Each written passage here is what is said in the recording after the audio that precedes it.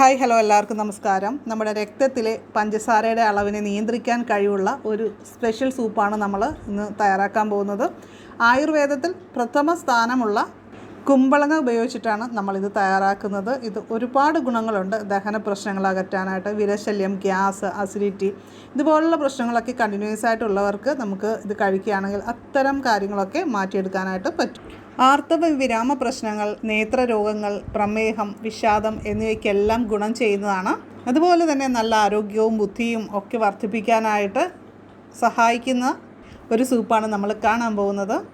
അപ്പോൾ ആദ്യമായിട്ട് ഈ ചാനൽ കാണുന്നവരൊക്കെ ഒന്ന് സബ്സ്ക്രൈബ് ചെയ്ത് ബെല്ലൈക്കൺ ക്ലിക്ക് ചെയ്ത് ഓൾ അത് സെലക്ട് ചെയ്ത് വെക്കുക. ഞാനിവിടെ കുമ്പളങ്ങ തൊലിയൊക്കെ കളഞ്ഞ് എടുത്ത് വെച്ചിട്ടുണ്ട്. ഇവിടെ ഏകദേശം 1 കപ്പ് കുമ്പളങ്ങയാണ് നമുക്ക് അരിഞ്ഞെടുക്കേണ്ടത്.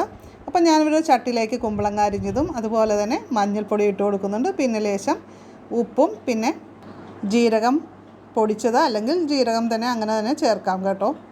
പിന്നെ ഒരു തണ്ട് കറിവേപ്പില കൂടി ഇട്ടിട്ട് പിന്നെ കുറച്ച് വെള്ളം കൂടി ചേർത്തിട്ട് നമ്മളിത് അടപ്പത്ത് വെച്ച് ഒന്ന് വേവിച്ചെടുക്കാനാണ് പോകുന്നത്. അപ്പോൾ ഇത് നന്നായിട്ട് തിളച്ചതിൻ്റെ സത്തെല്ലാം നന്നായിട്ട് നമ്മുടെ വെള്ളത്തിലേക്ക് വരണം. നന്നായിട്ട് തന്നെ വേവിച്ചെടുക്കാം. നമുക്ക് ഇടയ്ക്കൊന്ന് മൂടിയൊക്കെ വെച്ചിട്ട് വേവിച്ചെടുക്കാം കേട്ടോ. അപ്പോൾ നമ്മൾ ഈ തയ്യാറാക്കുന്ന ഈ സൂപ്പ് ബുദ്ധിശക്തി വർദ്ധിപ്പിക്കാനായിട്ട് പ്രായമുള്ളവർക്കൊക്കെ കഴിക്കാൻ പറ്റിയിട്ടുള്ളതാണ്. അതുപോലെ തന്നെ ശരീരത്തിന് ബലം ലഭിക്കാനായിട്ടും ഗുണകരമാണ്. ഇത് നമ്മൾ കഴിക്കുന്നത് നമ്മുടെ മാനസികാരോഗ്യം വർദ്ധിപ്പിക്കാനായിട്ട് വളരെ ഉത്തമമായിട്ടുള്ളൊരു കാര്യമാണ്. ഒരുപാട് മൂക്കാത്ത കുമ്പളങ്ങ വേണം നമുക്ക് ഇത് തയ്യാറാക്കാനായിട്ട് ഉപയോഗിക്കാനായിട്ട് കേട്ടോ.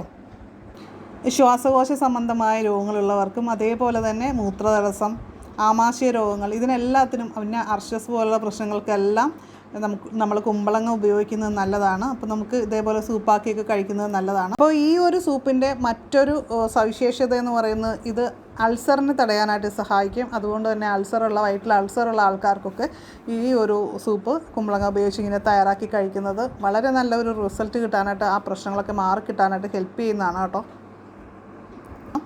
അപ്പോൾ കുമ്പളങ്ങ അത്യാവശ്യം വെന്ത് വന്നിട്ടുണ്ട്. ഇനി നമ്മൾ കയ്യിൽ കൊണ്ട് ഇതിങ്ങനെ ചെറുതായിട്ടൊന്ന് ഉടച്ച് കൊടുക്കുന്നത് നല്ലതാണ്. ഏകദേശം നമ്മളൊരു 20 മിനിറ്റാണ് ഇത് പാചകം ചെയ്യാനായിട്ട് ആവശ്യമുള്ള സമയം. നന്നായിട്ട് ഒന്ന് ഉടച്ചതിന് ശേഷം നമ്മളിതിലേക്ക് 1 സ്പൂൺ തൈര് കൂടി ചേർത്ത് കൊടുക്കുക. പെട്ടെന്ന് തന്നെ നമുക്ക് തീ ഓഫ് ചെയ്യാവുന്നതാണ്. അപ്പം ഞാനിതൊരു ബൗളിലേക്ക് മാറ്റുന്നുണ്ട്.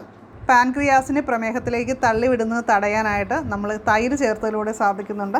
അതുപോലെ നമ്മൾ ഇതിൽ ചേർത്ത ഇൻഗ്രീഡിയൻസ് എല്ലാം തന്നെ നമ്മളെ ഡയബറ്റിക്കിനെ കൺട്രോൾ ചെയ്യാനായിട്ട് സഹായിക്കുന്നതാണ്. അപ്പോൾ ഡയബറ്റിക് ഉള്ളവരെ ഇടയ്ക്ക് ഇതേപോലെ സൂപ്പൊക്കെ ഉണ്ടാക്കി കഴിക്കുന്നത് അവരുടെ ഹെൽത്തിനെ കുറേ കൂടി ബെറ്റർ ആക്കാനായിട്ട് ഹെൽപ്പ് ചെയ്യും.